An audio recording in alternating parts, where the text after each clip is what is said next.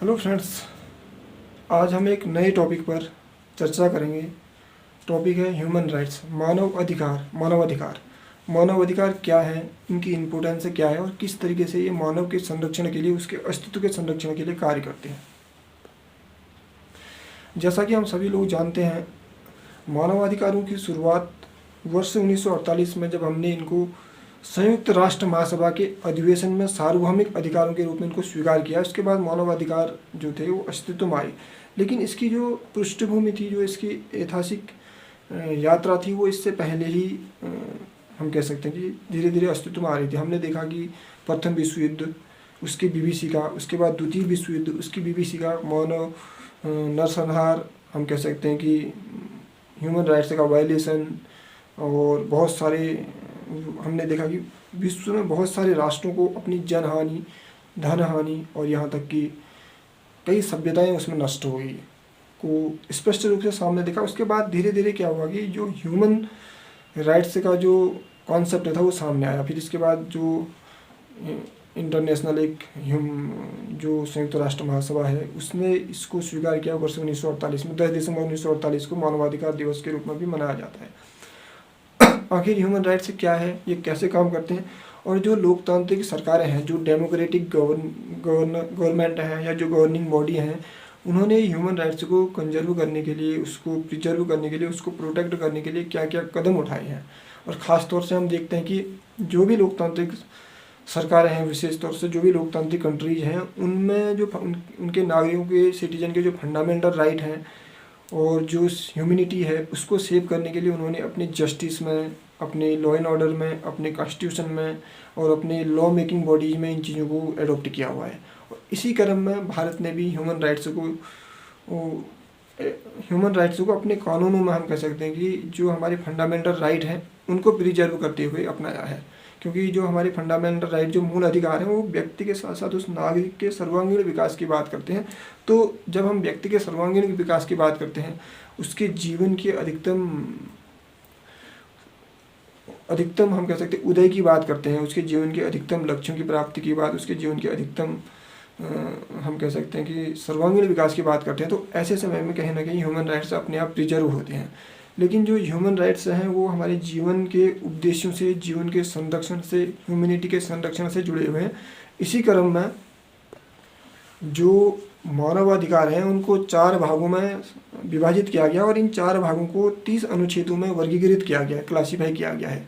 क्योंकि जब हम ह्यूमन के संरक्षण, उसकी ह्यूमैनिटी के संरक्षण, उसके जीवन के संरक्षण, उसके अधिकारों के संरक्षण, इनकी बात करते हैं, तो ये चीज़ें कहाँ रिफ्लेक्ट होती हैं, इनको संरक्षण कौन देगा? इनको संरक्षण देगी वहाँ की डेमोक्रेटिक गवर्निंग जो बॉडी होगी, जो डेमोक्रेटिक सेटअप होगा, वो उसको संरक्षण देगा। वहाँ का जो जस्टिस इंस्टीट्यूशन होगा वो उसको संरक्षण देगा। वहाँ का जो कॉन्स्टिट्यूशन फ्रेमवर्क होगा वो उसको संरक्षण देगा। जो उसकी प्रेमबल होगी, जो उसका कॉन्स्टिट्यूशन की जो एक रूपरेखा होगी, वो उसको संरक्षित करेगी। तो इसी क्रम में हमने देखा कि जो वैश्विक मानवाधिकार हैं उनको इंटरनेशनल कोर्ट ऑफ जस्टिस के द्वारा भी संरक्षण किया जाता है और साथ साथ ही सुप्रीम कोर्ट और हाई कोर्ट के द्वारा भी संरक्षित किया जाता है। जो जिस लोकतांत्रिक देश में वहाँ की जो जस्टिस बॉडी है, जो उसका स्वरूप है, उसके द्वारा नागरिकों के और व्यक्ति के मानवाधिकारों को संरक्षित किया जाता है। क्योंकि एक लोकतांत्रिक देश में उसके मानवाधिकार होते हैं, उसके साथ साथ उसके फंडामेंटल राइट होते हैं और उसके नागरिक होने के तहत उसके अधिकार होते हैं। इनको संरक्षण करना ही मानवाधिकारों के अंतर्गत आता है। क्योंकि मानवाधिकारों का तात्पर्य यह होता है कि एक मानव अपने जीवन पर्यंत काल में अपने सर्वांगीण विकास के लिए बाह्य जो उसकी चुनौतियां हैं, बाह्य जो उसके शत्रु हैं, उनसे उसको कैसे संरक्षित किया जाए। क्योंकि ये चुनौतियां और जो ये शत्रु हैं, ये इसके जीवन को कमज़ोर करती हैं। इस कमजोरी को या इन शत्रुओं को कैसे रोका जाए, यही मानवाधिकारों के अंतर्गत हमने एडॉप्ट किया हुआ है। अब हम 1 बाय 1 उन मानवाधिकारों की चर्चा करेंगे और जानेंगे कि वो मानवाधिकार क्या है। मैंने कुछ की पॉइंट नोट किए हुए हैं, उनको हम 1 बाय 1 डिस्कस करते हैं, उसके बाद उसको समझेंगे। पहला पॉइंट है, सभी मानव जन्मजात स्वतंत्र हैं और गरिमा एवं अधिकारों की दृष्टि से समान है। अब यहाँ पे देखिए, जब हम मानवों के अधिकारों की बात करते हैं तो हम वैश्विक मानव की परिकल्पना की बात कर रहे हैं। हम बात कर रहे हैं कि वैश्विक जो ह्यूमैनिटी है उसको कैसे संरक्षित किया जाए, उसको कैसे प्रिजर्व किया जाए और उसको कैसे यूटिलाइज किया जाए। क्योंकि मानवाधिकारों को संरक्षित करने का तात्पर्य यह है कि हम उसको यूटिलाइज की बात करें, उसकी यूटिलिटी को यूटिलाइज कैसे किया जाए, इसलिए हम उसको संरक्षित भी कर रहे हैं, उसको संदर्भित भी कर रहे हैं। क्योंकि जब तक हम मानव और उसकी ह्यूमन राइट्स को संरक्षित नहीं करेंगे, उसको सुरक्षित नहीं करेंगे, तब तक हम उस इंसान की एबिलिटी को भी यूटिलाइज नहीं कर सकते हैं। तो ये पहला जो अनुच्छेद है वो कहता है कि सभी मानव समान हैं, स्वतंत्र रूप से स्वतंत्र हैं, जन्मजात इनबॉर्न, और गरिमा एवं अधिकारों की दृष्टि से भी समान है। अर्थात अब जो गरिमा और अधिकारों की बात करते हैं तो अब इसको सोचिए, हमारे जो फंडामेंटल राइट हैं, आर्टिकल 21 है, वहाँ पे भी हम मानव की जो नागरिक है उसके जीवन को सुरक्षित करने की बात करते हैं, उसके जीवन की गरिमा को संरक्षित करने की बात करते हैं। तो कहीं ना कहीं ये जो मानवाधिकार हैं वो हमारे फंडामेंटल राइट से रिफ्लेक्ट करते हैं, एक दूसरे को कोरिलेट करते हैं, क्योंकि वही जो मानवाधिकार है वही फंडामेंटल राइट में हम लोगों ने उनको बेस पॉइंट के रूप में अपनाया है। इसका दूसरा पॉइंट है नस्ल, रंग, लिंग, जाति, भाषा, राजनीति, अन्य मत एवं राष्ट्रीय सामाजिक उत्पत्ति, जन्म, संपत्ति, जन्म एवं अन्य दर्जा जैसे किसी भी प्रकार के भेदभाव के बिना प्रत्येक को मानवाधिकार और स्वतंत्रता प्राप्त है। अब यहाँ पे सोचने वाली बात है कि हम एक ह्यूमन के उसके स्पेसिफिक जो उसकी पहचान है उसको कैसे सुरक्षित करें, उसको बाह्य शत्रुओं से। क्योंकि जो जातिवाद, जो रेशनलिज्म है, जो कास्टिज्म है, ये जो है ये मानवता के शत्रु हैं, ये ह्यूमैनिटी के शत्रु हैं। इन शत्रुओं से ह्यूमन को कैसे सुरक्षित किया जाए, उसको कैसे बचाया जाए, ये हमने मानवाधिकारों में उल्लेखित किया है। और इन्हीं उल्लेखना को प्रत्येक लोकतांत्रिक जो सरकारें हैं, जो लोकतांत्रिक कंट्रीज हैं, जो देश हैं, उन्होंने भी अपने फंडामेंटल राइट में क्या किया है कि इनके लिए एक अलग से लॉ बनाए हैं, कानून बनाए हैं, आर्टिकल दिए गए हैं, किसके तहत कैसे फंडामेंटल में उसको सुरक्षित किया जाएगा, नागरिक कैसे सुरक्षित रहेगा, व्यक्ति कैसे सुरक्षित रहेगा, ताकि हम उसके सर्वांगीण विकास की परिकल्पना को साकार कर सकें। इसके बाद अनुच्छेद 3 से लेकर जो 21 तक है, जो मानवाधिकार है, अनुच्छेद 3 से 21 तक वो उसके राजनीतिक, सामाजिक और आर्थिक विकास की बात करते हैं। अनुच्छेद 3 कहता है कि जीवन, स्वतंत्रता और सुरक्षा का अधिकार। अर्थात जब व्यक्ति का जीवन स्वतंत्र है, सुरक्षित है, तो वो अपनी स्वतंत्रता और उस सुरक्षा की भावना के तहत ही अपनी स्वतंत्रता का उपभोग कर सकता है। तो ह्यूमन राइट्स जो है वो इंसान की जो आंतरिक सामर्थ्य है वो बाहर कैसे आए, इसके लिए हमने उनको सुरक्षा को भी दिया है, और इसी को देखते हुए हमने उनको 1 by 1 डिवाइड किया हुआ है। अनुच्छेद 4 है दासता एवं अधिसेविता से मुक्ति। अर्थात जब हम बात करते हैं कि किसी व्यक्ति के जीवन को सुरक्षित करना है तो उसको दासता की बेड़ियों से भी बाहर निकालना है, उसको एक सुरक्षा की भावना भी महसूस करानी है, ताकि वो हम कह सकते हैं कि अपनी जो स्वतंत्रता है उसका उपभोग कर सके, और उस स्वतंत्रता के उपभोग के साथ साथ अपने जीवन में जो उसके महत्वपूर्ण लक्ष्य हैं, जो उसके जीवन में निहित संभावनाएं हैं, उनको साकार कर सके। इसलिए हमने क्या किया कि अनुच्छेद 3 में ये सारी चीज़ें उसको ह्यूमन राइट्स के तहत उसको प्रदान की हैं। उसके बाद आता है अनुच्छेद 5 उत्पीड़न एवं अमानवीय दंड से मुक्ति। अर्थात किसी व्यक्ति और नागरिक को उत्पीड़ित नहीं किया जाए, उसको परेशान नहीं किया जाएगा, उसको अमानवीय तरीके से उसको प्रताड़ित नहीं किया जाएगा। अगर ऐसा किया जाता है तो ह्यूमन राइट्स के तहत जो व्यक्ति उसको प्रताड़ित करता है उसको दंडित किया जाएगा। और ख़ास तौर से जो हमारी लोकतांत्रिक सरकार है उन्होंने स्पष्ट तौर पे अलग अलग तरीके से, चाहे वो IPC हो, चाहे वो CRPC हो, चाहे वो ह्यूमन राइट्स हो, मूल अधिकार, और चाहे वो फंडामेंटल राइट्स हो, उनमें हमने इन चीज़ों को समाहित किया गया है कि एक नागरिक को प्रत्येक स्तर पे कैसे सुरक्षित किया जाए। अगर कोई अपनी शक्ति का अमर्यादित तौर पर प्रयोग करती है, अपने पद का, अपनी शक्ति का, तो उसको मर्यादित कैसे किया जाए, ये मूल अधिकार जो है वो स्पष्ट तौर पर उल्लेखित करते हैं। इसके बाद हमने अनुच्छेद 6 है कानून के समक्ष एक व्यक्ति के रूप में पहचान। अर्थात कानून के समक्ष एक व्यक्ति के रूप में पहचान का अधिकार।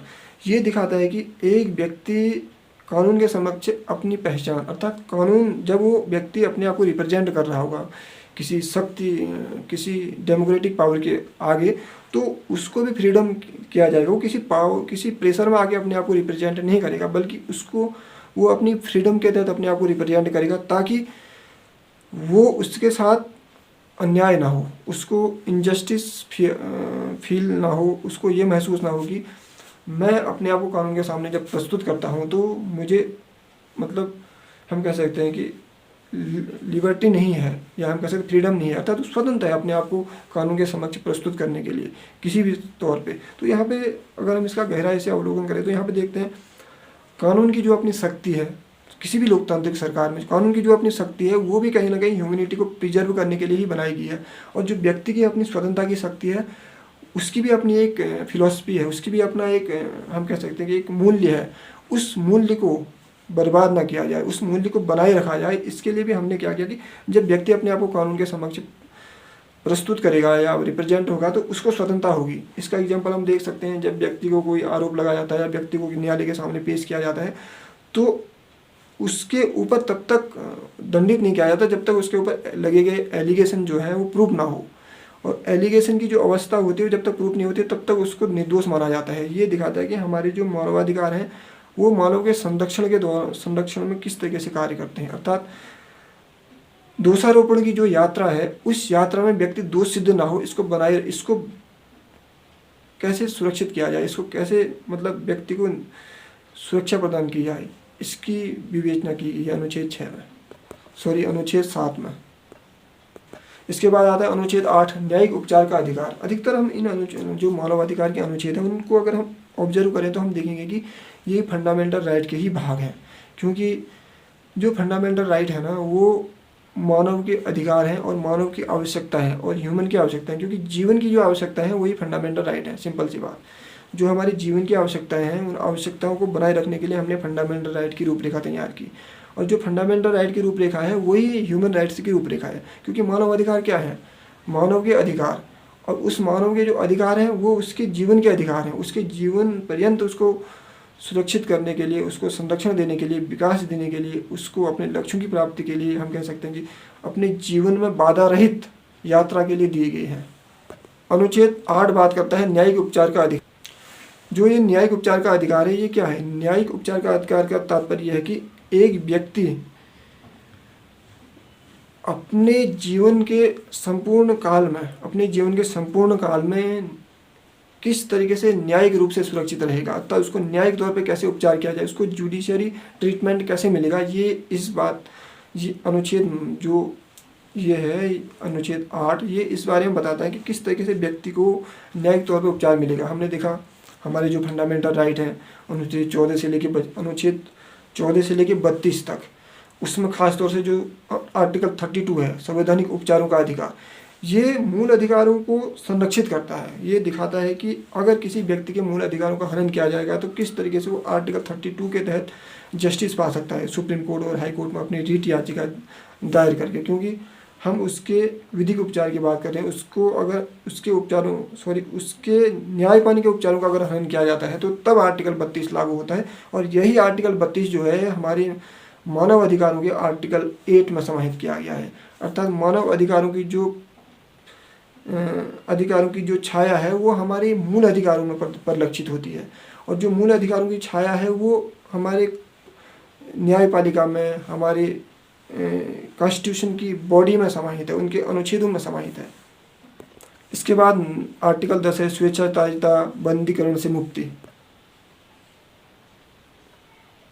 स्वेच्छाचारिता, बंदीकरण और निर्वासन से मुक्ति। तो ये दिखाता है कि एक व्यक्ति, जो कोई भी व्यक्ति है वो अपनी मनमानी नहीं करेगा, और एक व्यक्ति को डिटेंशन में तब तक नहीं लिया जाएगा जब तक ये प्रूफ ना हो जाए, या हम कह सकते हैं कि उसके ऊपर लगेगी जो एलिगेशन है वो प्रूफ ना हो। इस दौरान भी उसको संरक्षण दिया जाएगा। और ये चीज़ें दिखाती हैं कि हम किस तरीके से जो मानव अधिकार हैं उन अधिकारों का स्टेप बाय स्टेप प्रयोग करते हैं ताकि वैश्विक मानवतावाद को संरक्षण मिले, उसको हम परिभाषित कर सकें, उसकी परिकल्पना को साकार कर सकें। क्योंकि मानवाधिकार अगर हम इसको समझें तो ये विश्व के नागरिकों को जन्म देने की एक उपज है, एक ऐसी उपज है। अगर हम मानवाधिकार की परिकल्पना को डिलीट कर देते हैं, उसको इरेज कर देते हैं, तो सोचिए सारी लोकतांत्रिक संस्थाएं ध्वस्त हो जाएंगी, सारे लोकतांत्रिक जो इंस्टीट्यूशन है वो ध्वस्त हो जाएंगे। क्योंकि लोकतांत्रिक जो इंस्टीट्यूशन है वो वहाँ से पावर ले रही है। इंटरनेशनल कोर्ट ऑफ जस्टिस, उसकी जो रूपरेखा है वो हमारी न्यायपालिका में परिलक्षित होती है, और न्यायपालिका की जो रूपरेखा है वो हमारे संविधान में परिलक्षित होती है, और संविधान की रूपरेखा न्यायपालिका में परिलक्षित होती है। इस तरीके से ये एक दूसरे की कोरिलेटेड हैं, को बाउंडेड हैं, और हम कह सकते हैं कि एक दूसरे के प्रति ये जो है अपनी विशेषताओं को, अपनी योग्यताओं को, हम कह सकते हैं कि अपनी अकाउंटेबिलिटी को निभाते हैं। अनुच्छेद 10 है मुकदमों की निष्पक्ष एवं सार्वजनिक सुनवाई का अधिकार। ये दिखाता है कि एक व्यक्ति में अगर एलिगेशन लगाया जाता है, उसके ऊपर दोषारोपण किया जाता है, तो उस दोष में जो आरोपण है, व्यक्ति के ऊपर जो दोष लगाया गया है, उसके ऊपर जो आरोपण लगाया गया है, जो बताया गया है कि ये व्यक्ति इस संदर्भ में दोषी है, तो उसके प्रति वो किस तरीके से निष्पक्ष सुनवाई प्राप्त कर सकता है। व्यक्ति को भी अधिकार है, जो जिसको दोषी माना गया उसको भी अधिकार है कि वो अपनी निष्पक्ष सुनवाई प्राप्त कर सके। अर्थात उसके संदर्भ में जो भी एविडेंस होंगे, जो भी प्रूफ होंगे, जो भी हम कह सकते हैं कि साक्ष्य होंगे, उनके साथ छेड़छाड़ नहीं की जाएगी। और व्यक्ति को जो दोषी माना गया है या जो दोषारोपण की प्रक्रिया में शामिल है, उसको भी पूर्ण अधिकार और सुरक्षा और स्वतंत्रता होगी कि वो अपने आप को निर्दोष साबित करे। तब जाके हम कह सकते हैं, क्योंकि हम कहते हैं न्यायपालिका की एक भावना है कि 100 दोषी छूट जाए लेकिन एक निर्दोष को सजा नहीं होनी चाहिए। 100 दोषी छूट जाए लेकिन एक निर्दोष को सजा नहीं होनी चाहिए। ये न्यायपालिका की भावना है, क्योंकि हम अगर निर्दोष व्यक्ति को सजा देते हैं तो इससे यह निकल के आता है कि हमारी न्यायपालिका की जो उपलब्धियां हैं, न्यायपालिका की जो गरिमा है और जो न्यायपालिका की जो विशिष्टता है, उसकी जो खूबियां हैं, वो शून्य है, वो निष्प्रभावी हैं। इसलिए न्यायपालिका की जो गरिमा है उसको निष्कलंक बनाए रखने के लिए हमने क्या किया कि इस तरीके के आर्टिकल ग्रहण किए, चाहे वो मानवाधिकार में हो, चाहे वो हमारी न्यायपालिका में हो, चाहे वो हमारी कॉन्स्टिट्यूशन की बॉडी में हो। इसके बाद आर्टिकल 12 है निजता एवं प्रतिष्ठा का अधिकार। ये हम देखते हैं कि हमारे आर्टिकल 21 पे भी फंडामेंटल राइट के रूप में परिलक्षित है। जो अनुच्छेद 12 मानवाधिकार है, वही अनुच्छेद 12 परिवर्तित हो गया, हमारे मूल अधिकारों में 21 में समाहित किया गया है, अर्थात निजता एवं प्रतिष्ठा का अधिकार।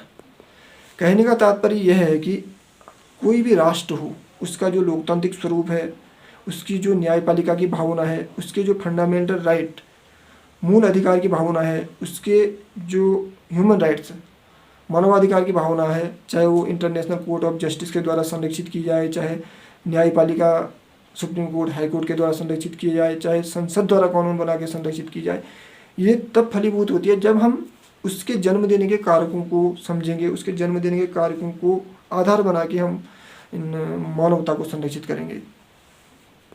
इसके बाद हम देखते हैं अनुच्छेद 13 संचरण का अधिकार। उसके बाद अनुच्छेद 14 शरण लेने का अधिकार। तो ये संचरण का अधिकार और शरण लेने का अधिकार ये दिखाता है कि एक ह्यूमन अपने जीवन पर्यंत काल में कहीं भी अबाध रूप से संचरण कर सकता है, कुछ विशेष परिस्थितियों को छोड़ के।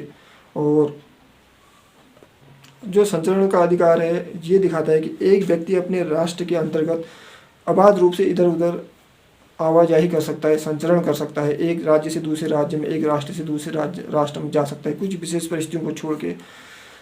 ये दिखाता है कि एक नागरिक, हमने देखा होगा कि राहुल साकृत्यायन की एक बुक है, उसमें लिखा है कि अथा तो घुमक्कड़ जिज्ञासा। वो बताते हैं कि सैर कर दुनिया की गाफिल जिंदगानी कहाँ, जिंदगानी गर गई तो फिर नौजवानी कहाँ। अर्थात एक व्यक्ति अपने जीवन पर्यंत में जो अपने जीवन काल में भ्रमण करता है, तो उस भ्रमण की यात्रा से भी बहुत कुछ सीखता है। तो हमने किस आधार पे ह्यूमैनिटी को संरक्षित किया, जो मानव अधिकार है उनको बनाए रखने के लिए हमने उसकी विशेषताओं को किस तरीके से, हम कह सकते हैं कि उनका प्लेटफॉर्म तैयार किया। ये दिखाता है कि एक नागरिक अपने जीवन पर्यंत में तब विकास को प्राप्त कर सकता है जब वो अपने संपूर्ण जीवन काल में सारी चीज़ों का अवलोकन करेगा, भ्रमण करेगा, चीज़ों के प्रति एनालाइज करेगा। तो इन चीज़ों को बनाए रखने के लिए हमने उसको संचरण का अधिकार दिया, अबाध संचरण का, अर्थात कुछ विशेष परिस्थितियों को छोड़ के उसको संचरण, उसको वॉक, ट्रेवलिंग करने का अधिकार है। उसके बाद आता है शरण लेने का अधिकार, अनुच्छेद 14 जो हमारी मूल अधिकार है उसका पार्ट है अनुच्छेद 14। तो अनुच्छेद 14 में हमने देखा होगा जब रोहिंग्या वाला मुद्दा चला हुआ था, जब हमने देखा कि म्यांमार से रोहिंग्या शरण लेने के लिए भारत की तरफ आ रहे थे, अन्य राष्ट्रों की तरफ जा रहे थे जहाँ पे डेमोक्रेटिक इंस्टीट्यूशन है, तो हमने उनको संरक्षण दिया, उनके लिए कुछ प्रावधान भी बनाने की कोशिश की। हमने उनको संरक्षण क्यों दिया? क्योंकि हम भी कहीं ना कहीं ह्यूमन राइट्स से बधे हुए हैं। ये दिखाता है कि जो हमारी वैश्विक लोकतांत्रिक परिकल्पना है उसको कैसे साकार किया जाए। अगर हम कहें कि नहीं, हम उनको शरण नहीं देंगे, कुछ विशेष परिस्थितियाँ हो सकती हैं जो राष्ट्र की सुरक्षा, राष्ट्र की एकता, अखंडता, उसकी संप्रभुता से समझौता किए बिना, समझौता के साथ शरण नहीं दे सकते, उससे समझौता किए बिना हम शरण दे सकते हैं उसके इतर। तो हमने क्या किया कि वैश्विक ह्यूमैनिटी को संरक्षित करने के लिए, उनको शरण देने के लिए भी विधि विधान बनाने की कोशिश की। हमने अपने कानून व्यवस्था में उनके लिए विशेष प्रावधान बनाने की कोशिश की। ये दिखाता है कि हम वैश्विक मानवता के संरक्षण के लिए कितने प्रतिबद्ध हैं, और यही हमारा जो ह्यूमन राइट्स है उसकी मूल परिकल्पना है। इसके बाद आता है कि राष्ट्रीयता का अधिकार, राइट्स ऑफ द नेशनलिटी, अर्थात एक व्यक्ति लंबे समय तक किसी राष्ट्र में रहता है तो वो उस राष्ट्र का निवासी हो जाता है। ये अधिकार भी उसको दिया गया है, क्योंकि एक टाइम लिमिट, एक टाइम बाउंडेशन के बाद व्यक्ति जो होता है वहाँ की सभ्यता से, वहाँ के कल्चर से, वहाँ के राष्ट्र की विशेषताओं से और वहाँ राष्ट्र की आवश्यकताओं से और लोकतांत्रिक विशिष्टताओं में समाहित हो जाता है, उससे घुल मिल जाता है। तो उससे ये अपेक्षा की जाती है कि ये इस राष्ट्र का भाग बनने जा रहा है। तो इसी के तहत हमने क्या किया कि उसके राष्ट्रीयता का अधिकार भी दिया। जब कोई व्यक्ति शरण लेके किसी दूसरे राज्य में, हमने देखा बहुत, इस बार क्या हुआ था जब रोहिंग्या वाला मुद्दा चल रहा था, उससे पहले देखा कि हमने बहुत सारे लोगों को क्या कहते हैं कि उनको शरण दी, शरण देने के साथ साथ उनको यहाँ का नागरिक स्वीकार किया। ये सारी चीज़ें जो हैं ये इस धरातल पर होती हैं। जो हमारा मूल अधिकार है, जो हमारे ह्यूमन राइट्स है, वहाँ पे हम प्रतिबद्ध हैं। तो उस प्रतिबद्धता के स्वरूप में हम क्या कर रहे हैं कि उन लोगों को भी यहाँ पे समाहित कर रहे हैं जो लोग कहीं से निर्वासित हैं, जो लोग कहीं से पलायन करके आए हैं, या जिनका क्या है कि जो घर से निकाले गए हैं, जो किसी परिस्थितिवश जो प्रताड़ित हैं और प्रताड़ित होने के बाद वो दूसरे राष्ट्र में एक शरणार्थी के रूप में रह रहे हैं। उन शरणार्थी को किस तरीके से एक नागरिक के रूप में या एक व्यक्ति के रूप में, एक मानव के रूप में कैसे स्वीकार किया जाए, ये आर्टिकल 15 दिखाता है। इसके बाद में आर्टिकल हैं कुछ, उनको 1 बाय 1 रीड करूँगा। अनुच्छेद 16 है विवाह एवं पारिवारिक सुरक्षा का अधिकार। अनुच्छेद 17 है विचार, चेतना और धर्म की स्वतंत्रता। अनुच्छेद 19 है मत, अभिव्यक्ति एवं धर्म की स्वतंत्रता, मत, अभिव्यक्ति एवं सूचना की स्वतंत्रता। तो ये जो पॉइंट है, मत, अभिव्यक्ति, सूचना की स्वतंत्रता, मत ये हमारा फंडामेंटल राइट है। अभिव्यक्ति ये भी हमारा फंडामेंटल राइट है। अभिव्यक्ति फंडामेंटल, सूचना का अधिकार, right to information, that is called to our fundamental right. तो हमारी जो फंडामेंटल राइट है वही ह्यूमन राइट्स हैं, अर्थात ह्यूमन राइट्स जो है वो हमारे फंडामेंटल राइट है, और जो हमारे फंडामेंटल राइट है वो हमारे मानव की ज़रूरत है। तो इस तरीके से एक दूसरे की कोरिलेटेड है और कम्प्लीमेंट है, हम कह सकते हैं। शांतिपूर्ण सम्मेलन और संगठन करने की स्वतंत्रता, ये हमारा जो अनुच्छेद 19 है फंडामेंटल राइट का, वही अनुच्छेद 20 जो है वो यहाँ पे दिया गया है। अनुच्छेद 20 में वो दिया गया है कि शांतिपूर्ण सम्मेलन और संगठन करने की स्वतंत्रता, अनुच्छेद 20 ये आपका ह्यूमन राइट्स है। उसके बाद अनुच्छेद 21 है शासन में भागीदारी, लोक सेवा तक समान पहुंच का अधिकार। अब ये दिखाता है कि एक व्यक्ति जो ह्यूमन राइट्स के तहत अपने अधिकारों का उपभोग कर रहा है वो वहाँ की शासन व्यवस्था में सहभागी कैसे होगा, वो वहाँ की शासन व्यवस्था का अंग कैसे होगा, क्योंकि वो जब अंगीकार किया जाएगा व्यक्ति को शासन व्यवस्था में, वहाँ की सहभागिता में, लोकतांत्रिक सहभागिता में, तभी तो वो अपना कोऑपरेशन दे पाएगा। इसी के तहत हमने ह्यूमन राइट्स में ये चीज़ें ली है। इसके बाद है अनुच्छेद 22 से लेकर 27 तक अंतर्गत आर्थिक, सामाजिक और सांस्कृतिक अधिकार शामिल हैं, और जिनका उल्लेख हम नीचे किया गया है, तो इसको हम समझने की कोशिश करते हैं। अनुच्छेद 22 सामाजिक सुरक्षा का अधिकार। उसके बाद है अनुच्छेद 23 काम और समान कार्य के लिए समान वेतन का अधिकार। तो ये हमारे फंडामेंटल राइट है कहीं ना कहीं, जो हमारी मानवाधिकारों में दी गई है। उसके बाद अनुच्छेद 24 है विश्राम और अवकाश का अधिकार। ये भी दिखाता है कि हम एक व्यक्ति को उससे अगर अधिकतम काम ले रहे हैं तो उसके साथ, उसके जीवन के साथ खिलवाड़ ना हो, उसको किस तरीके से रिलैक्स फील हो, किस तरीके से वो अपने विकास में, इन चीज़ों विकास में कह सकते हैं कि अवकाश का प्रयोग कर सके। तो इसलिए हमने इन चीज़ों को समाहित किया। अनुच्छेद 25 है भोजन, कपड़े, आवास, चिकित्सा देखभाल, सामाजिक सेवाओं और सुरक्षा सहित स्वास्थ्य कल्याण और पर्याप्त सुविधाएं, पर्याप्त जीवन का अधिकार। अनुच्छेद 25 है शिक्षा का अधिकार, जो हमारा खुद अनुच्छेद कह सकते हैं कि जो हमारा खुद फंडामेंटल राइट है ना, जिसको हमने शिक्षा के अधिकार को भी यहाँ फंडामेंटल राइट में लिया गया है, वहाँ हमारा मानवाधिकार में समाहित है। उसके बाद है समुदाय के सांस्कृतिक जीवन में भाग लेने का अधिकार। अनुच्छेद 27 जो है, अनुच्छेद 27 समुदाय के सांस्कृतिक जीवन में भाग लेने का अधिकार। अर्थात अब अगर हम इसके डिटेल में जाएंगे तो ये काफ़ी ज़्यादा डिस्कशनेबल टॉपिक है, लेकिन हम इसको ऊपरी तौर पे समझते हैं कि एक समुदाय है, उसकी अपनी विशेषताएं हैं, उस विशेषताओं को किस तरीके से अन्य समुदाय के साथ एक्सरसाइज करेगा, एक दूसरे के साथ म्यूचुअल ट्रांसफ़र करेगा, इसको बनाए रखने के लिए अनुच्छेद 27 को लिया गया है, ताकि एक राष्ट्र, एक राज्य, एक भूभाग दूसरे राष्ट्र, दूसरे राज्य और दूसरे भूभाग के साथ किस तरीके से म्यूचुअल ट्रांसमिशन कर सकेगा, अपनी विशेषताओं का, अपनी सभ्यताओं का, अपनी योग्यताओं का और अपने कह सकते हैं कि ह्यूमैनिटी का।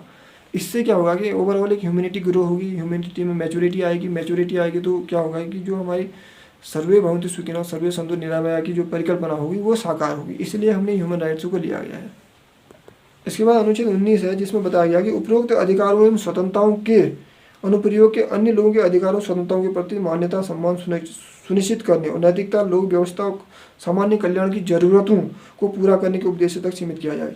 ये जो अनुच्छेद 29 है, यह दिखाता है कि हम किसी अन्य व्यक्ति की मान्यता, उसका सम्मान, उसकी गरिमा को क्यों, कब, कैसे सुरक्षित करें, उसको कैसे संरक्षित करें और कैसे उसके प्रति हम अपनी एक निष्ठा दिखाएं। और इससे क्या होगा कि जो हमारी सामाजिक कल्याण की ज़रूरत है वो उनकी पूर्ति होगी। अगर एक व्यक्ति, एक राष्ट्र दूसरे राष्ट्र का सम्मान करता है, एक राज्य दूसरे राज्य का सम्मान करता है, तो इससे क्या होता है कि जो राष्ट्र, एक राष्ट्र है वो दूसरे राष्ट्र के प्रति क्या रहेगा, एक कोऑपरेशन की स्टेज में रहेगा, एक सहयोग की भावना में रहेगा। इससे क्या होगा कि राष्ट्रों के मध्य अच्छे संबंध स्थापित होंगे। इसके बाद आर्टिकल 30 जो है उसमें दिया गया है किसी भी राज्य, समूह या व्यक्ति को किसी भी ऐसी एक्टिविटीज़ में शामिल होने का अधिकार नहीं है जो जो ह्यूमन राइट्स के खिलाफ जाए। कहने का तात्पर्य है कि कोई व्यक्ति, राज्य, राष्ट्र, देश ऐसी सहभागिता नहीं निभाएगा जिसकी सहभागिता के द्वारा ह्यूमन राइट्स का वायलेशन हो या उसका उल्लंघन हो। तो ओवरऑल हमने समझा कि मानव अधिकार जो है वो किस तरीके से कार्य कर रहे हैं। अब इसको समझते हैं। व्यक्ति के लिए कार्य कर रहे हैं, व्यक्ति के द्वारा कार्य कर रहे हैं और व्यक्ति से निकल कर कार्य कर रहे हैं। ये है ह्यूमन राइट्स की एक बैकग्राउंड है, हम कह सकते हैं जो बैकग्राउंड रियलिटी है। क्योंकि ह्यूमन राइट्स का जन्म ही व्यक्ति के लिए होता है, व्यक्ति के द्वारा होता है और व्यक्ति के माध्यम से होता है। जैसे हम कहते हैं ना, democracy is the democracy of the people, by the people, for the people.